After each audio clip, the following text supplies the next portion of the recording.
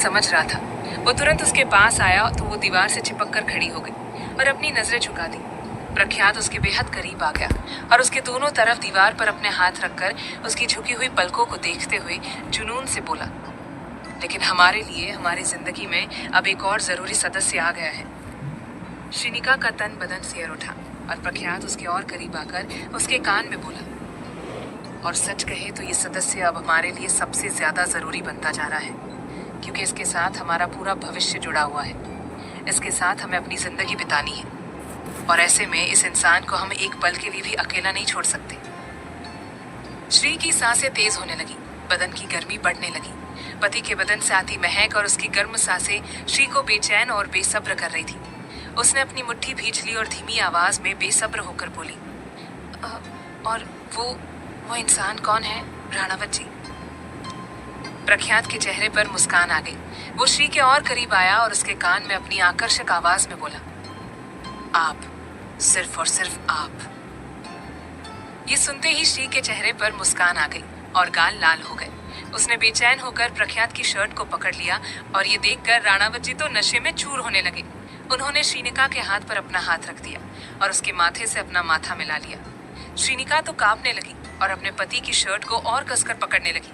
राणावत जी अपनी आंखें बंद करके उसे महसूस करते हुए बोले, एक लड़के के लिए उसके माता पिता के साथ साथ उसकी पत्नी की जिम्मेदारी भी बहुत जरूरी होती है, और हमारी पत्नी तो एकदम मासूम और सीधी है। ऐसे उन्हें हम अकेला नहीं छोड़ सकते।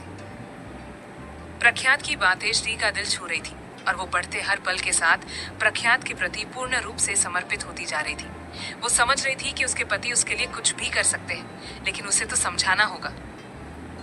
श्री ने गहरी सांस ली और हिम्मत करते हुए बोली, मेरे लिए, मेरी खुशी के लिए बर्थडे पार्टी में शामिल हो जाइए राणावत जी, प्लीज। बस श्री का इतना ही कहना था कि राणावत जी अपनी मदहोशी से बाहर निकल आए।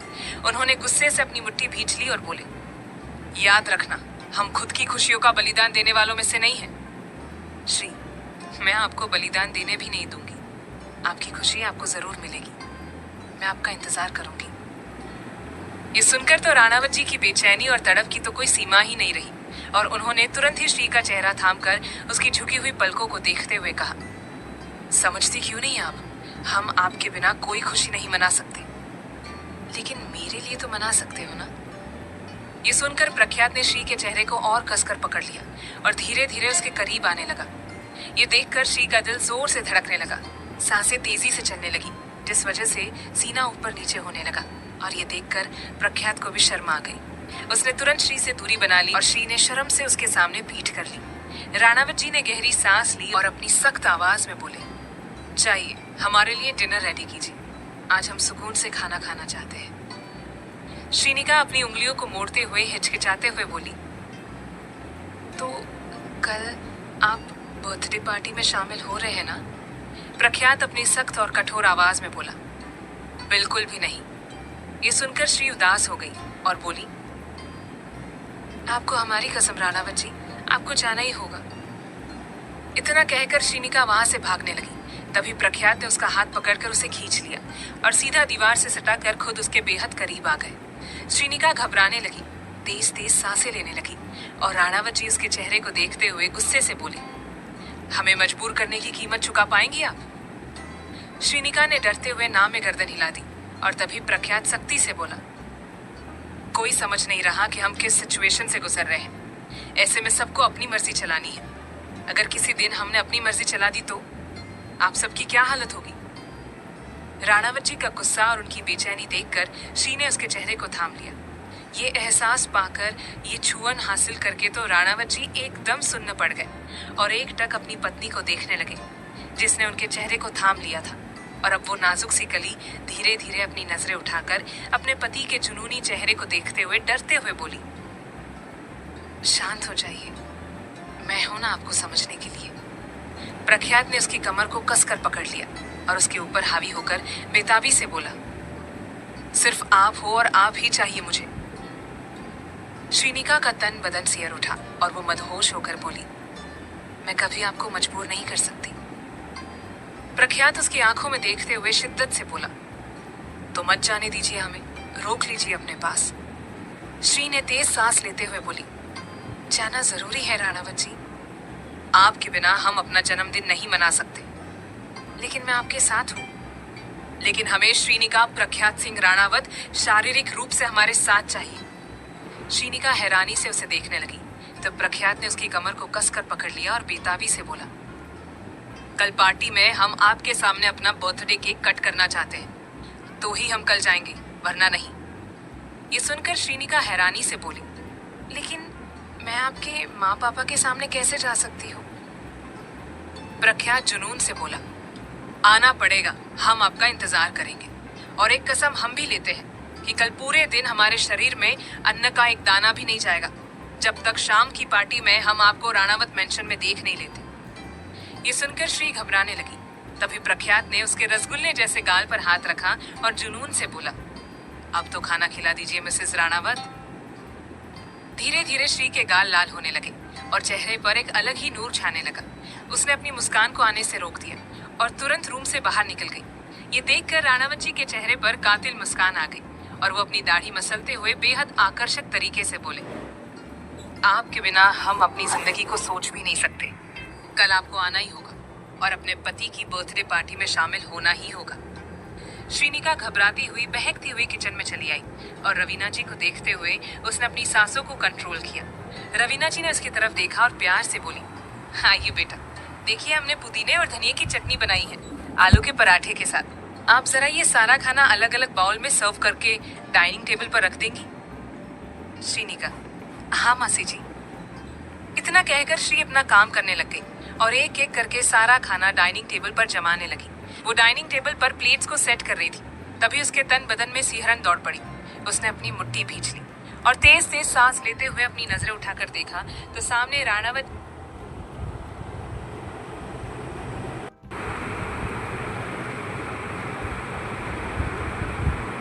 समझ नहीं रहा कि हम किस सिचुएशन से गुजर रहे हैं। ऐसे में सबको अपनी मर्जी चलानी है।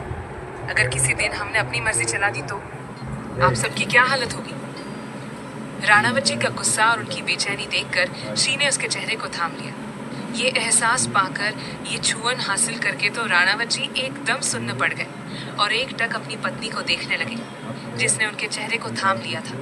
और अब वो नाजुक सी कली धीरे धीरे अपनी नजरें उठाकर अपने पति के जुनूनी चेहरे को देखते हुए डरते हुए बोली, शांत हो जाइए, मैं हूं ना आपको समझने के लिए।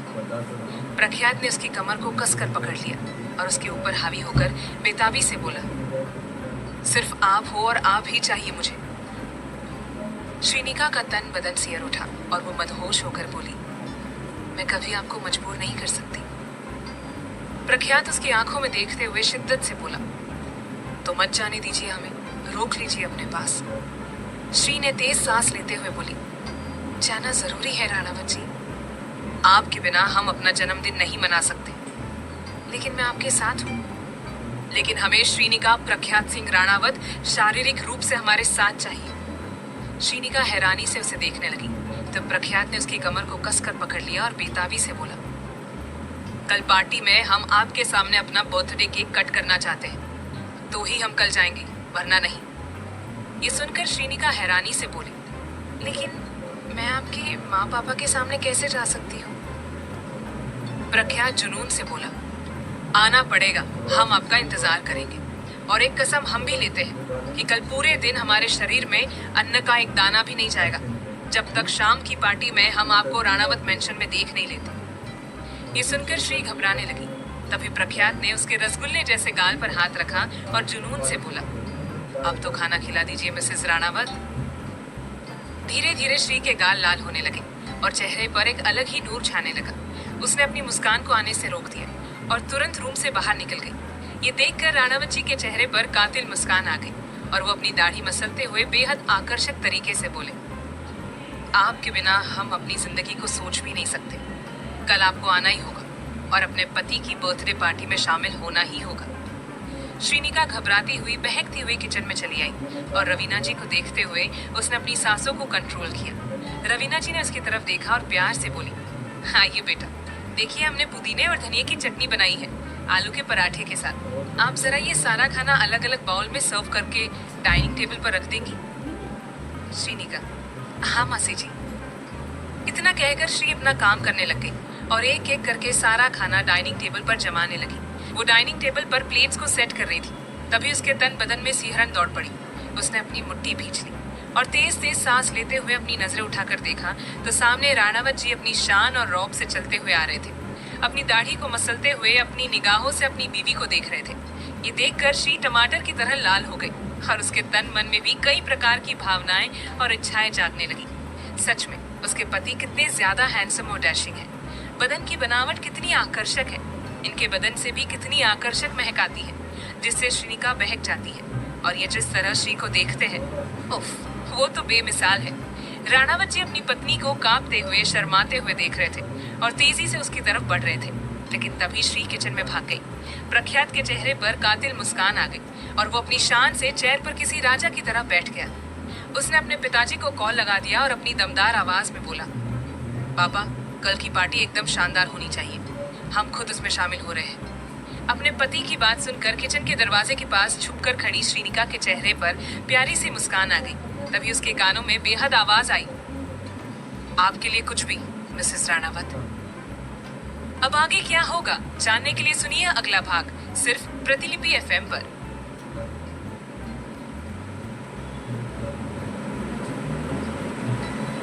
भाग 26। राणावत जी अपनी पत्नी को कांपते हुए शर्माते हुए देख रहे थे और तेजी से उसकी तरफ बढ़ रहे थे, लेकिन तभी श्री किचन में भाग गई। प्रख्यात के चेहरे पर कातिल मुस्कान आ गई और वो अपनी शान से चेयर पर किसी राजा की तरह बैठ गया। उसने अपने पिताजी को कॉल लगा दिया और अपनी दमदार आवाज में बोला, पापा, कल की पार्टी एकदम शानदार होनी चाहिए, हम खुद उसमें शामिल हो रहे हैं। अपने पति की बात सुनकर किचन में दरवाजे के पास छुपकर खड़ी श्री के चेहरे पर प्यारी सी मुस्कान आ गई। तभी उसके कानों में बेहद आकर्षक आवाज आई, आपके लिए कुछ भी, मिसेस राणावत। ये सुनकर श्री का तन बदन खिल उठा और वो किचन के अंदर चली गई और रवीना जी से बोली, मासी जी, कुछ कहना चाहती हूँ। हाँ कहिए बेटा। पार्टी कैंसिल मत होने देना, आपके बेटे पार्टी में जरूर शामिल होंगे। श्री का नूरानी चेहरा देखकर रवीना जी उसके गाल सहलाते हुए बोली, जाने अनजाने में ही सही, लेकिन सही बहू आ गई हमारे खानदान में। रवीना जी का प्रेम पाकर श्री को बहुत अच्छा लग रहा था। वो भावुक हो रही थी, लेकिन अपनी भावनाओं को बाहर आने से रोक रही थी। रवीना जी ने जूस का जग लिया और बोली, आ जाइए, मिलकर लंच करते हैं। इतना कहकर रवीना जी बाहर चली गई, लेकिन श्री की हिम्मत नहीं हो रही थी बाहर जाकर राणावत जी की तपिश भरी निगाहों का सामना करने की, इसलिए वो वहीं खड़ी रही और सुधा से बोली, सुधा आंटी, आप कहाँ से हैं? सुधा वहीं जमीन पर बैठने लगी। तभी श्री ने उसे स्टूल देते हुए कहा, इस पर बैठ जाइए। सुधा मुस्कुराते हुए स्टूल पर बैठ गई और बोली, हम तो जोधपुर से हैं और आपकी सासू माँ के दहेज में उनके साथ दिल्ली आए थे, तब से यहीं पर है। श्रीनिका जिज्ञासु होकर बोली, और आपका परिवार? है ना, 2 जुड़वा बेटे हैं।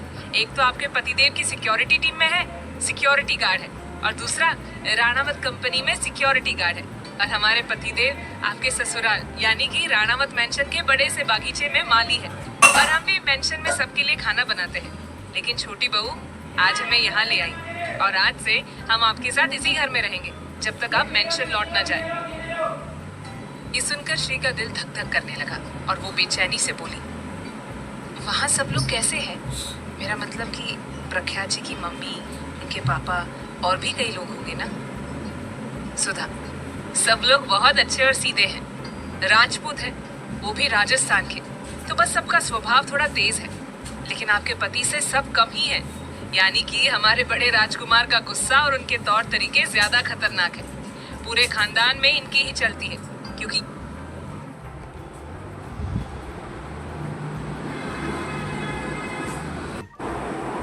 ये बहुत समझदार और जिम्मेदार इंसान है। उम्र भले ही 26-27 साल की, लेकिन अक्ल बहुत ज्यादा है। खुश नसीब है आप जो इन्हें पति के रूप में पाया है। हम रोज आपको कुछ ना कुछ बताते रहेंगे सबके बारे में। फिलहाल आप खाना खा लीजिए। प्रख्यात के बारे में सुनकर श्रीनिका के तन बदन में एक अलग ही उमंग पैदा हो रही थी, जैसे कि ये नाम सिर्फ उसके लिए है। श्रीनिका ने गहरी सांस ली और हिम्मत करते हुए किचन के दरवाजे के पास आकर बाहर देखने लगी तो डाइनिंग टेबल की सबसे सेंटर वाली चेयर पर राणावत जी किसी राजा की तरह बैठे हुए थे और उनके चेहरे पर कोई भाव नहीं थे, एकदम सीरियस दिख रहे थे।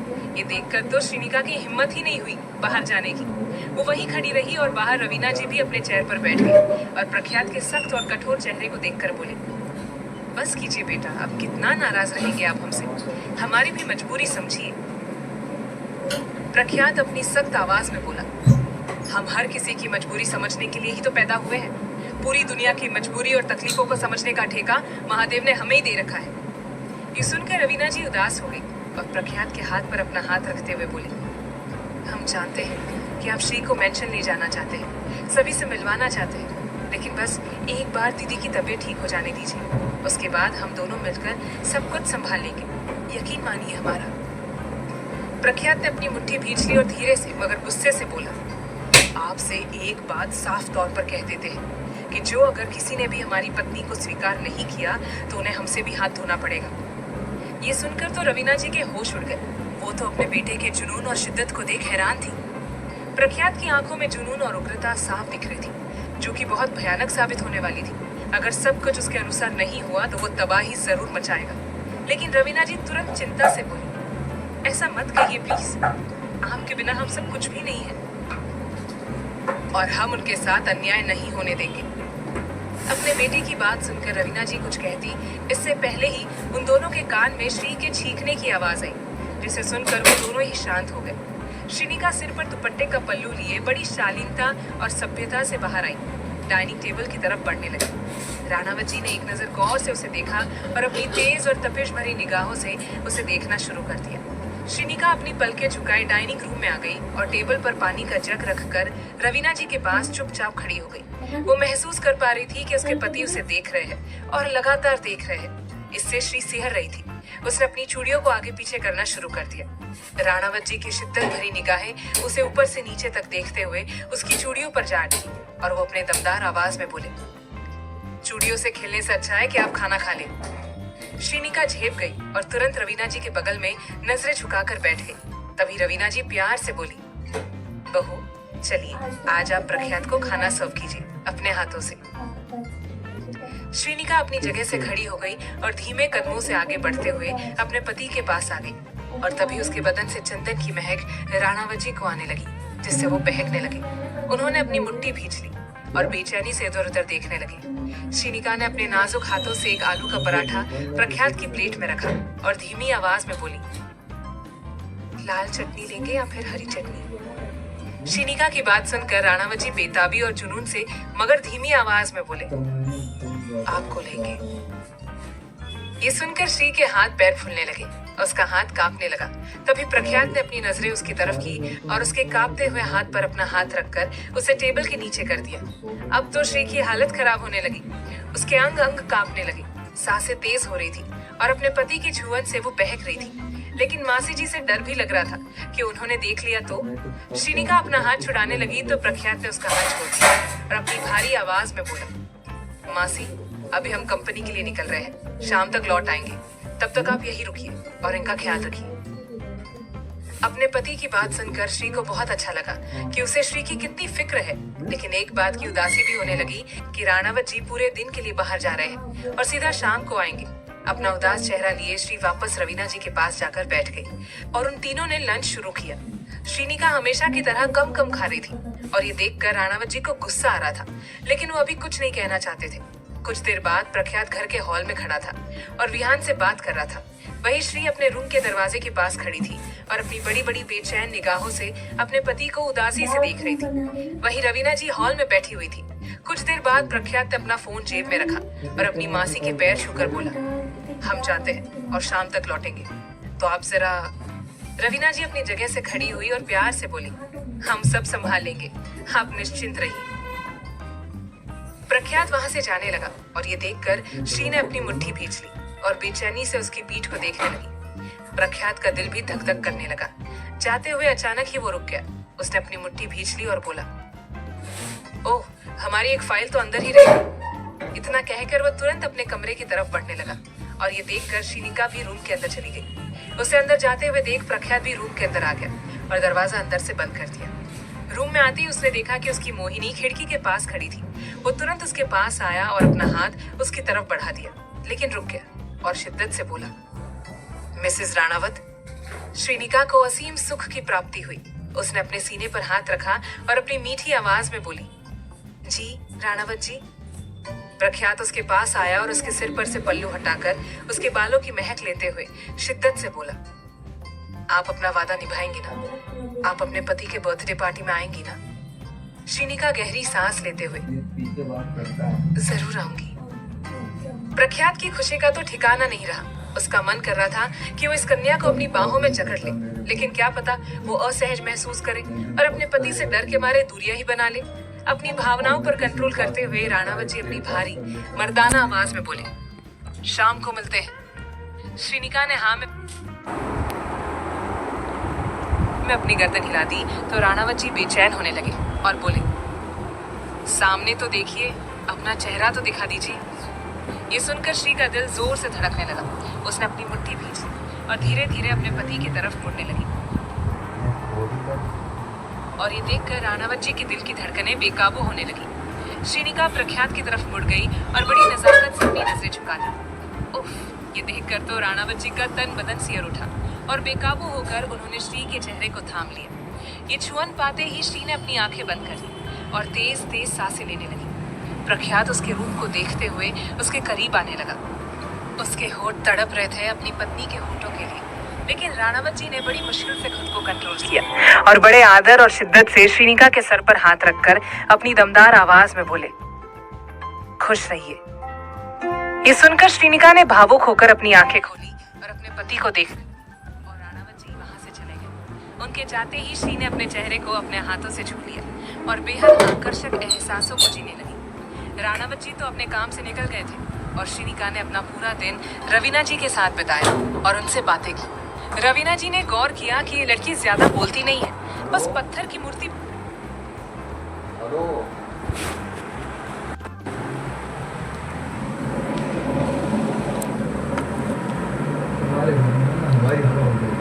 कहो तो चुपचाप कर देती है। सच में इस मासूम के साथ बहुत गलत हुआ है और ऐसे में अब इसे सिर्फ खुशियां मिलनी चाहिए। शाम को 6 बजे रवीना जी हॉल की बालकनी में चेयर पर बैठी हुई थी और उनके सामने स्टूल पर सुधा आंटी बैठी हुई थी। दोनों आपस में बातचीत कर रही थी। तभी श्रीनिका उन दोनों के लिए चाय बनाकर ले आई और पहले रवीना जी को दी, उसके बाद सुधा आंटी को देने लगी। तो सुधा आंटी हाथ जोड़कर बोली, घर की मालकिन एक नौकरानी के लिए ऐसा करे, ये अच्छा नहीं लगता बहुरानी, हम खुद बना लेते चाय। ये सुनकर श्रीनिका आदर से बोली, मेरे लिए आप मेरी माँ के बराबर हो, कोई नौकरानी नहीं, इसलिए अपनी बेटी के हाथ की चाय पी लीजिए। श्रीनिका की बात सुनकर सुधा आंटी ने रवीना जी की तरफ देखा और बोली, हीरा मिला है शिप्रा दीदी को और आप सबको, इसे खोना मत। रवीना जी ने श्री के सिर पर हाथ रखा और प्यार से बोली, इस हीरे को तो हम राणावत मेंशन की आन बान और शान बनाएंगे सुधा। श्रीनिका के कानों में तो शिप्रा नाम गूंज रहा था। शायद शिप्रा जी ही उसकी सासू माँ है और उनका व्यवहार कैसा होगा, क्या वो गुस्सा करती होगी, यही सब श्रीनिका सोच रही थी। तभी रवीना जी का फोन बजने लगा। उन्होंने स्क्रीन पर मेंशन का नंबर देखा तो कॉल अटेंड करके बोली, हाँ। सामने से एक नौकर घबराते हुए बोला, छोटी मालकिन जल्दी घर आ जाइए, बड़ी मालकिन की तबीयत बिगड़ गई है, वो ठीक से सांस नहीं ले पा रही है, हमें उनकी दवाइयाँ समझ नहीं आ रही है, डॉक्टर को भी बुलाया है। नौकर की बात सुनकर रवीना जी तुरंत अपनी जगह से खड़ी हो गई और ये देखकर श्री और सुधा आंटी भी अपनी जगह से खड़ी हो गई। रवीना जी घबराते हुए बोली, हमें अभी के अभी मेंशन जाना पड़ेगा, दीदी की तबीयत ठीक नहीं है और घर पर कोई भी नहीं है। ये सुनकर सुधा आंटी भी परेशान हो गई और श्री भी चिंतित होकर बोली, मासी जी प्लीज आप जल्दी से उनके पास जाइए, उन्हें आपकी जरूरत है। रवीना जी, लेकिन हम आपको अकेला नहीं छोड़ सकते जब तक प्रख्यात वापस नहीं आ जाते। श्री, मासी जी मेरी चिंता मत कीजिए, आप प्लीज जल्दी जाइए। श्री के काफी कहने पर सुधा आंटी और रवीना जी तुरंत मेंशन के लिए निकल गई। सबके जाते वो घर सूना हो गया, चारों तरफ खामोशी छा गई।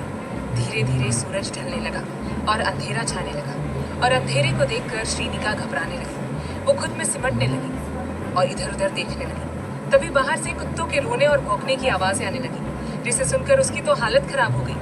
उसके सामने वो भयानक नजारा घूमने लगा जिससे उसे सख्त नफरत और खौफ है।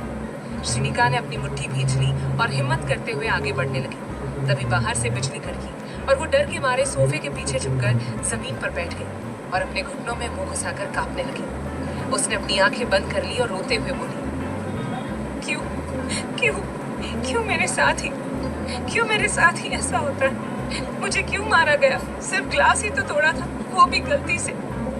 उस जख्म को मैं कभी नहीं भुला सकती।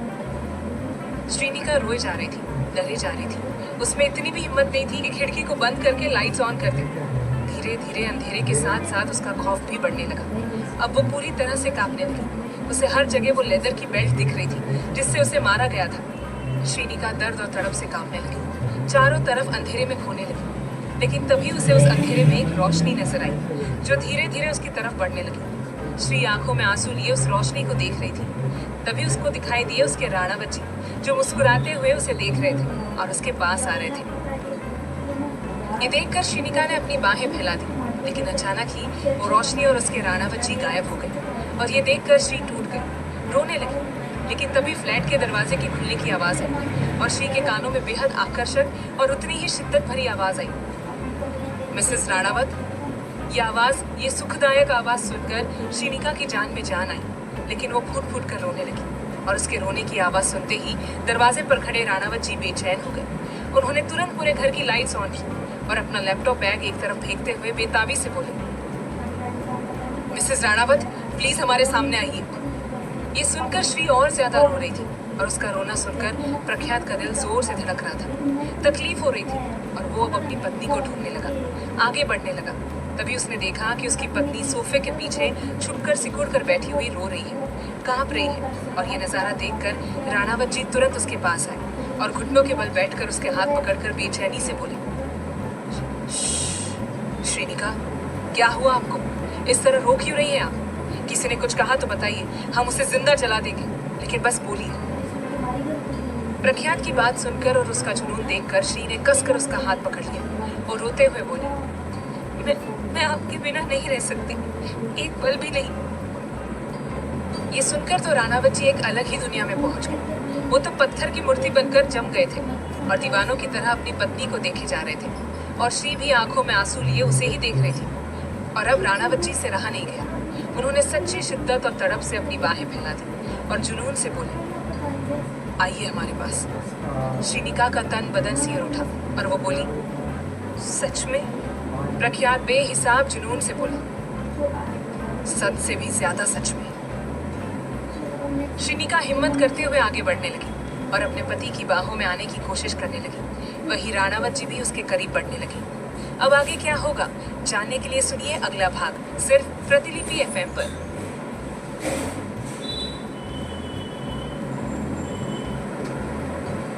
भाग 27। प्रख्यात की बात सुनकर और उसका जुनून देखकर श्री ने कसकर उसका हाथ पकड़ लिया और रोते हुए बोली, मैं आपके बिना नहीं रह सकती, एक पल भी नहीं। ये सुनकर तो राणावत जी एक अलग ही दुनिया में पहुंच गए। वो तो पत्थर की मूर्ति बनकर जम गए थे और दीवानों की तरह अपनी पत्नी को देखे जा रहे थे और श्री भी आंखों में आंसू लिए उसे ही देख रही थी। और अब राणावत जी से रहा नहीं गया। उन्होंने सच्ची शिद्दत और तड़प से अपनी बाहें फैला दी और जुनून से बोले, आइए हमारे पास। श्रीनिका का तन बदन सिर उठा और वो बोली, सच में? प्रख्यात बेहिसाब जुनून से, सच से भी ज्यादा सच में। श्रीनिका हिम्मत करते हुए आगे बढ़ने लगी और अपने पति के बाहों में आने की कोशिश करने लगी। वही राणावत जी भी उसके करीब बढ़ने लगी। दोनों एक दूसरे के करीब आने की कोशिश कर रहे थे। दोनों का बदन सिहर रहा था। तन मन में कई अरमान जाग रहे थे, लेकिन हिम्मत नहीं जुटा पा रहे थे। श्रीनिका बड़ी मासूमियत से आगे की तरफ खिसकने लगी और प्रख्यात शिद्दत से अपनी बाहें फैलाकर उसका इंतजार कर रहा था। श्री खिसक कर उसके पास आई और अपनी बड़ी बड़ी आंखों से उसकी बाहें देखने लगी और प्रख्यात भी बेचैनी से उसे देखने लगा। उसका तो मन कर रहा था कि वो इस हसीना को अपनी बाहों में जकड़ ले, लेकिन संकोच के कारण रुका हुआ था। दोनों यूं ही एक दूसरे के करीब बैठे रहे और अंत में आकर प्रख्यात ने गहरी सांस ली और अपना हाथ आगे बढ़ाते हुए बोला, आइए। श्री ने उसका हाथ थाम लिया और राणावत जी ने उसे खड़ा किया और उसके डरे हुए चेहरे, बिखरे हुए बाल और माथे पर पसीने की बूंद देखकर अपनी भारी आवाज में मगर शांति से बोले, इतना डर गई आप? श्रीनिका ने उसका हाथ कसकर पकड़ लिया और बेचैनी से बोली, मुझे अंधेरे से डर लगता है।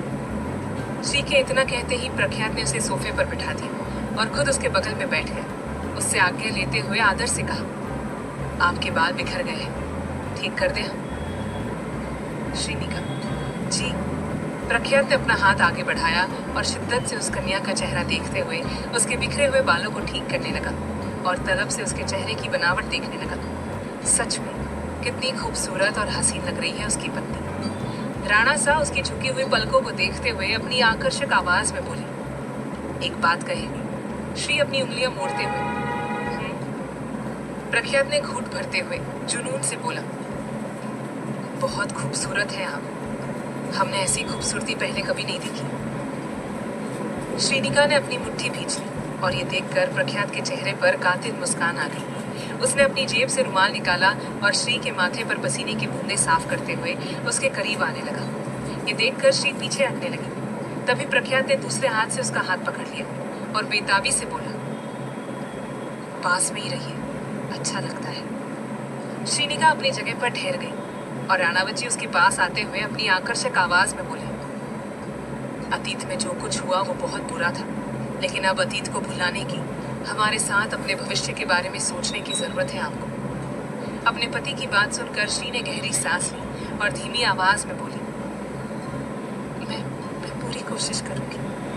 प्रख्यात ने अपने रुमाल को एक तरफ रखा और उसके चेहरे को थाम कर उसकी झुकी हुई पलकों को देखते हुए बेकरारी से बोला: नजरें उठाकर हमारे सामने देखिए। गहरी सांस लेते हुए और हिम्मत करते हुए श्री ने अपनी नजरें उठाकर अपने पति की तरफ देखा तो उसका बदन सियर उठा और उसने तुरंत अपनी नजरें झुका ली। ये देखकर राणावत जी थोड़ी सख्ती से बोले: मिसेस राणावत, हमने कहा हमारी आंखों में देखी, वरना हम चले जाएंगे यहाँ से।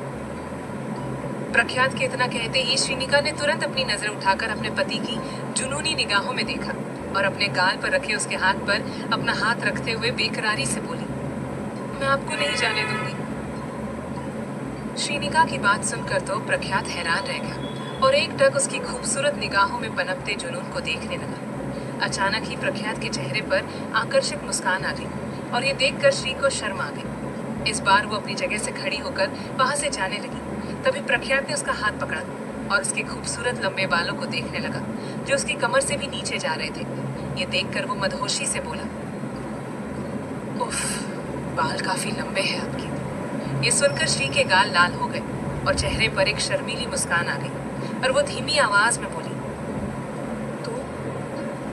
प्रख्यात अपनी जगह से खड़ा हुआ और अपनी बीवी के बेहद करीब आकर उसके बालों की महक लेते हुए नशे से बोला: तो ये लंबे बाल आने वाले समय में हमें बहुत परेशान करने वाले हैं।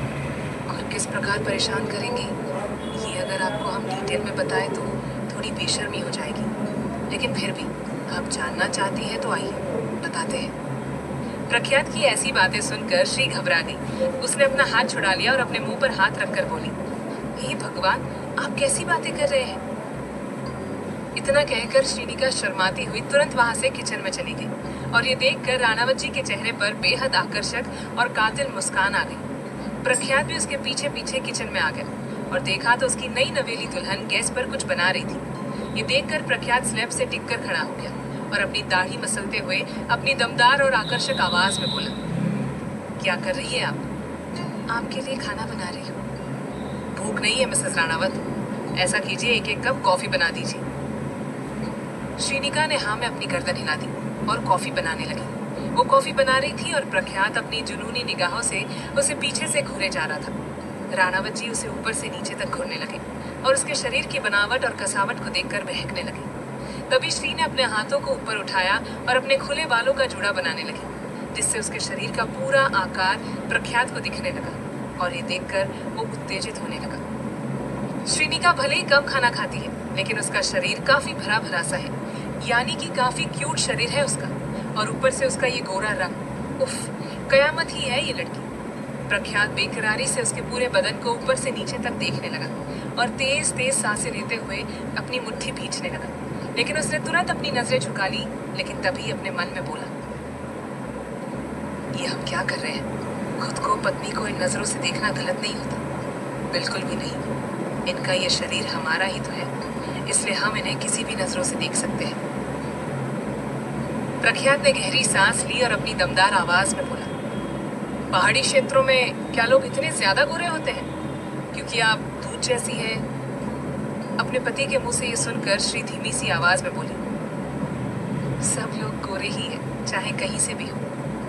प्रख्यात, क्या बात करती है आप? हम कौन से गोरे हैं? आप और हम तो साथ में ऐसे लगते हैं जैसे गुलाब जामुन संग रसगुल्ला। हाँ, ये बात अलग है कि गुलाब जामुन से थोड़ा ठीक है, हम सांवले हैं हम, लेकिन आपकी तरह गोरे नहीं। प्रख्यात की ऐसी बातें सुनकर श्री के चेहरे पर मुस्कान आ गई और वो कप में कॉफी सर्व करते हुए बोली, हम गुलाब जामुन तो कहीं से भी नहीं हो, लेकिन हाँ हैंडसम हो। उफ, श्री की ये बातें सुनकर तो राणावत का रोम रोम खिल उठा और खुशी का ठिकाना नहीं रहा। उन्होंने अपना मोबाइल निकाला और कैमरे में खुद को देखते हुए अपने मन में बेताबी से बोले, हैंडसम तो बहुत है हम। राणावत जी अपनी अलग दुनिया में एक खलबली मचा रहे थे।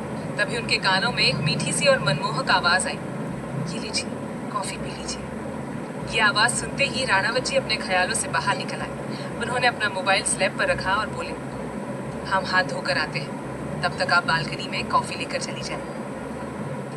इतना कहकर प्रख्यात वहां से चला गया और श्री भी जाने लगी। तभी प्रख्यात का फोन बजने लगा और श्री ने मोबाइल स्क्रीन पर देखा तो किसी अनजान नंबर से कॉल आ रहा था और श्री उसे देखे जा रही थी। कुछ ही पलों में कॉल कट हो गया और एक मैसेज आया जो स्क्रीन पर दिख रहा था। श्री गौर से उस मैसेज को पढ़ने लगी तो उसमें लिखा था कि हैप्पी बर्थडे इन एडवांस प्रख्यात। मैं जानती हूँ कि आप मुझसे बात नहीं करना चाहते हैं, लेकिन मैं जानना चाहती हूँ कि आपको हुआ क्या है और आपकी जिंदगी में कोई आया है क्या। कल हम दोनों पार्टी में मिलेंगे और तब मैं आपसे बहुत कुछ कहना और सुनना चाहती हूँ। ये मैसेज पढ़कर श्री का मुंह उतर गया। उसने ट्रे को कसकर पकड़ लिया। उसे अजीब सी जलन होने लगी और वो बेचैनी से बोली, राणावत जी, मैं आपकी बर्थडे पार्टी में जरूर आऊंगी। कुछ देर बाद प्रख्यात फ्रेश होकर एक सिंपल सी ब्लैक शर्ट और पैंट पहने हुए और अपने शर्ट की स्लीव्स कोनी तक फोल्ड करते हुए हॉल में आ गया और बालकनी की तरफ बढ़ने लगा, जहां पर श्रीनिका रेलिंग से टिककर खड़ी सामने हरे हरे पेड़ को खामोशी से देख रही थी। राणावत जी बालकनी में आए और चेयर पर बैठते हुए अपनी भारी आवाज में बोले, जी अब कॉफी पी लीजिए। श्री अपने ख्यालों से बाहर निकलकर उसकी तरफ मुड़ी और उसे कॉफी का कप देने लगी और उसके चेहरे को गौर से देखने लगी। श्री के दिमाग में यही चल रहा था कि वो मैसेज किसका था। क्या प्रख्यात की जिंदगी में श्री से पहले कोई लड़की थी जिससे अब प्रख्यात ने दूरी बना ली है। प्रख्यात ने कॉफी पीते हुए अपनी भारी आवाज में कहा, आइए बैठिए, आप भी कॉफी पी लीजिए। श्रीनिका चुपचाप उसके सामने बैठ गई और कॉफी पीने लगी। तभी उसे खुद पर प्रख्यात की तेज और तपिश भरी निगाहें महसूस हुई, जिससे वो असहज महसूस करने लगी। राणावत जी उसके अंग अंग को, नैन नक्श को, हाव भाव को और सारी अदाओं को तलब से देखते हुए बोले, एक बात कहे? जी। प्रख्यात ने कॉफी का कप कसकर पकड़ा और बेताबी से बोला, आपको देखकर हमें कुछ होता है। ये सुनकर श्री ने भी अपने कप को कसकर पकड़ लिया और बेचैन होने लगी। राणावत जी उसकी बेचैनी देखकर बेताबी से बोले, क्या हम आपके पास आ जाएं? श्रीनिका ने कॉफी का कप टेबल पर रखा और घबराती हुई बोली, आ जाइए। ये जवाब पाकर तो प्रख्यात के सिर जुनून चढ़ने लगा। उसने कॉफी का कप टेबल पर रखा और अपनी जगह से खड़ा होकर अपनी बीवी के पास आने लगा। उसे अपने करीब आता देख श्रीनिका थोड़ी सी खिसक गई और अपने पति के लिए जगह बना ली। ये देखकर राणावत जी थोड़ा असहज महसूस करते हुए और बहुत ज्यादा जुनून लिए अपने पत्नी के पास बैठ गए। दोनों एक दूसरे के करीब बैठे हुए थे, लेकिन एक दूसरे के सामने देखने की हिम्मत नहीं जुटा पा रहे थे। धीरे धीरे राणावत जी ने अपना हाथ आगे बढ़ाया और श्री के हाथ को पकड़ लिया। इस छुअन से श्री का पूरा बदन सिहर उठा और उसने अपनी आंखें बंद कर ली। तभी राणावत जी ने अपना दूसरा हाथ आगे बढ़ाया और श्री के गाल को छूते हुए दीवानगी से बोली, you are so soft like a cotton. I want to do something with you, only you. ये सुनकर श्रीनिका का तन बदन कांप उठा और वो अपना हाथ छुड़ाने की कोशिश करने लगी।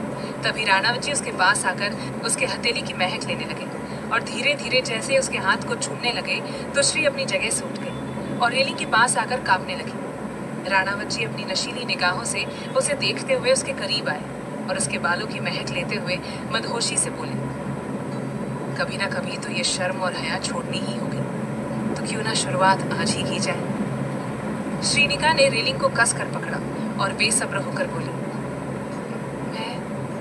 मैं तैयार हूँ। ये सुनकर प्रख्यात ने उसे अपनी तरफ घुमाया और तभी घर के लैंडलाइन पर किसी का कॉल आया, जिसकी आवाज सुनकर वो दोनों झेप गए। प्रख्यात तो कॉल इग्नोर करने वाला था, लेकिन उससे पहले ही उसकी पत्नी कॉफी के कप उठाकर वहां से चली गई। ये देखकर राणावत जी को अच्छा नहीं लगा। उन्हें श्री का ऐसा बर्ताव पसंद नहीं आया। वो सीरियस होकर हॉल में आए और फोन पर बात करने लगे। तभी श्री किचन से बाहर निकल आई तो दोनों की नजरें आपस में मिल गई, लेकिन प्रख्यात ने अपनी नाराजगी जताते हुए उससे अपनी नजरें हटा ली। और ये देखकर श्री उदास होकर तुरंत अपने रूम में चली गई और सीधा बेड पर बैठकर अपने पति का इंतजार करने लगी। लेकिन प्रख्यात तो आया ही नहीं और इंतजार करते करते श्री को नींद आ गई। देर रात प्रख्यात रूम में आया और अपनी सख्त नजरों से बेड पर लेटी अपनी पत्नी के पैर छूकर जुनून से बोला, कहते हैं कि अपने घर की लक्ष्मी के पैर छूने चाहिए, कारोबार में बरकत होगी। हमारी लक्ष्मी और पार्वती तो आप ही हैं। जी भर के अपनी पत्नी को देखने के बाद प्रख्यात उस रूम से निकलकर दूसरे रूम में चला गया और अपनी एक इम्पोर्टेंट डील पर काम करने लगा। अगले दिन सुबह 6 बजे श्रीनिका जल्दी से अपने पति के लिए कॉफी बना रही थी और राणावत जी डाइनिंग चेयर पर बैठकर अपना मोबाइल चला रहे थे। श्री उनके लिए कॉफी और नाश्ता लेकर आ गई। दोनों के बीच में कल रात से अजीब सी दूरियां बन गई थी और काफी उदासी छाई हुई थी। प्रख्यात चुपचाप नाश्ता कर रहा था और ये देखकर श्री को दुख हो रहा था, लेकिन वो कुछ नहीं बोली। कुछ देर बाद राणावत जी ने अपना लैपटॉप बैग लिया और घर से बाहर निकलकर अपनी दमदार आवाज में बिना उसकी आंखों में देखे बोली, अपना ख्याल रखना, शाम को मिलते हैं। प्रख्यात तुरंत वहां से चला गया और ये देखकर श्री ने उदासी को धारण कर लिया और बेड पर एक कोने में सिमट कर बैठकर पूरे दिन बस अपने पति को याद करती रही। शाम के 6 बजे राणावत मेंशन में जश्न का माहौल बना हुआ था। चारों तरफ चहल पहल और खुशियां छाई हुई थी। पूरा मेंशन बेहद खूबसूरत और शानदार लग रहा था। धीरे धीरे मेहमान आना शुरू हो गए थे, जिनका स्वागत गजेंद्र जी और मानसिंह जी खुशी से कर रहे थे। प्रख्यात अभी तक मेंशन नहीं आया था और इस बात से अपने रूम में आईने के सामने खड़ी शिप्रा जी परेशान हो रही थी। उन्हें आज अपना बेटा किसी भी कीमत पर चाहिए था। कुछ देर बाद मिस्टर मेहता और उनकी बेटी काव्या भी पहुंच गए और एक्साइटेड होकर बंगले के अंदर चले गए। आगे क्या होगा जानने के लिए सुनिए अगला भाग, सिर्फ प्रतिलिपि एफएम पर।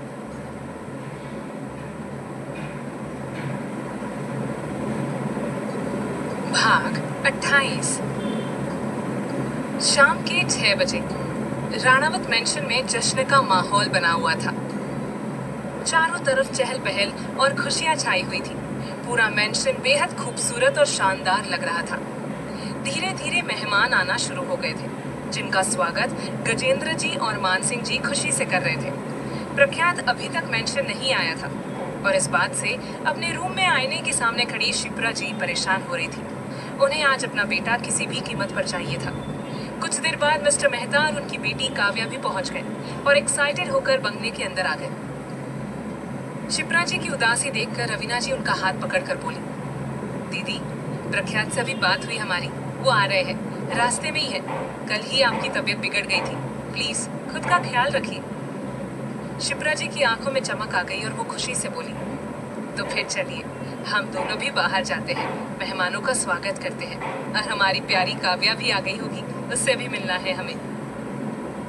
काव्या का नाम सुनते ही रवीना जी का मुंह उतर गया और वो अपने मन में बोली, काव्या को भूलना होगा आपको दीदी, क्योंकि आपकी बहू अब श्रीनिका है और वो कन्या हम सभी के लिए परफेक्ट है। कुछ देर बाद दोनों बहनें बाहर हॉल में आ गई, जहाँ ग्रैंड पार्टी का आयोजन किया गया था। पूरा हॉल मेहमानों से भरा हुआ था। हॉल में चहल पहल मची हुई थी। चारों तरफ सजावट की गई थी। सज धज कर लोग प्रख्यात सिंह राणावत के जन्मदिन के अवसर पर शामिल होने आए थे। मान सिंह जी और गजेंद्र जी वही हॉल में मेहमानों के साथ और खासकर मिस्टर मेहता के साथ बातें कर रहे थे। अभिमन्यु भी वहीं पर मौजूद था। वो अपने दोस्तों से बातें कर रहा था जो पार्टी में आए थे। सबकी नजर बस आज के हीरो यानी कि प्रख्यात सिंह राणावत को ढूंढ रही थी, क्योंकि वो एक बहुत बड़ा बिजनेसमैन है और उसकी बर्थडे पार्टी ज्यादातर ऑर्गेनाइज नहीं की जाती है, लेकिन इस बार की गई है। तो सब लोग उससे मिलने के लिए बेकरार थे, क्योंकि हमेशा सब लोग उससे ऑफिशियली यानी कि औपचारिक रूप से ही मिलते हैं, लेकिन शायद आज अनौपचारिक रूप से भी मिलेंगे और उससे बातें करने का मौका भी मिलेगा। शिप्रा जी जल्दी से हॉल में आई और उन्हें एक तरफ चुपचाप उदास खड़ी काव्या दिखाई दी। शिप्रा जी तुरंत उसके पास आई और उसके सिर पर हाथ रखकर बोली, हमारी बच्ची कैसी हो आप? शिप्रा जी को देखकर काव्या भावुक हो गई और तुरंत उनके गले लग गई। शिप्रा जी उसकी सिचुएशन समझ सकती थी और उसकी पीठ सहलाते हुए प्यार से बोली, आप चिंता मत कीजिए बेटा, सब कुछ ठीक हो जाएगा। प्रख्यात बहुत जल्द आपसे शादी करने के लिए तैयार हो जाएंगे। अभी शायद वो अपने काम की वजह से खराब मूड में रहते हैं, तो उन्होंने ऐसा कह दिया था। बाकी हम जानते हैं अपने बेटे को। आप खुश रहिए और आज जितना हो सके उनके साथ वक्त बिताना। शिप्रा जी की बात सुनकर काव्या को थोड़ा सुकून मिला और वही रवीना जी गहरी सांस लेते हुए अपने मन में बोली, अब जल्दी से जल्दी दीदी को बताना होगा कि काव्या को भूल जाइए, क्योंकि आपको आपकी बहू मिल चुकी है। सब लोग आपस में बातचीत कर रहे थे और बार बार एक दूसरे से पूछ रहे थे कि मिस्टर परफेक्शनिस्ट यानी मिस्टर प्रख्यात कहाँ है, अभी तक आए क्यों नहीं। वहीं दूसरी तरफ राणावत मेंशन के पीछे वाले लॉन में एक रेंज रोवर गाड़ी आकर रुकी। गार्ड ने दरवाजा खोला तो हमारे राणावत जी अपनी शान और गुरूर से अपने शर्ट की स्लीव्स फोल्ड करते हुए गाड़ी से बाहर निकल आए और सजे हुए बंगले को देखकर अपनी भारी आवाज में शिद्दत और तलब से बोले, अगर आज आप नहीं आई तो कसम खाकर बोलते हैं कि आपको आज सबके सामने लाकर ही रहेंगे, फिर जो होगा वो देखा जाएगा। But I desperately want you, only you Shrenika. प्रख्यात बंगले के दूसरे दरवाजे से अंदर चला गया और सीधा ऊपर अपने कमरे में जाकर रेडी होने लगा। आज वो बहुत ज्यादा बेचैन और बेसब्र हो रहा था। सुबह से श्री से बात नहीं हुई थी, हल्की हल्की नाराजगी जो थी अपनी पत्नी से, और अब उसका इंतजार था कि कब वो अपने पति के बर्थडे पार्टी में शामिल होगी, और जो अगर वो नहीं आई तो राणावत जी तबाही मचा देंगे। राणावत जी तैयार होने लगे और नीचे जाकर एक नौकर ने घर वालों को बता दिया कि उनका लाडला इस खानदान का बड़ा बेटा आ चुका है और कुछ ही पलों में सबके बीच मौजूद होगा। राणावत जी की बर्थडे पार्टी का हॉल कुछ इस तरह सजा हुआ था और मेहमानों से भरा हुआ था। बहुत शानदार व्यवस्था की गई थी, किसी भी तरह की कोई कमी नहीं रखी गई थी। सब लोग आपस में बातचीत कर रहे थे। तभी अभिमन्यु ने माइक हाथ में लिया और खुशी से बोला, तो हमारे प्यारे साथियों, अब हम सबका इंतजार खत्म होता है, क्योंकि हमारी आज की शाम के हीरो हमारे birthday man one and only the प्रख्यात सिंह राणावत इज कमिंग। अभिमन्यु की बात सुनते ही पूरे हॉल में तालियां गूंजने लगी।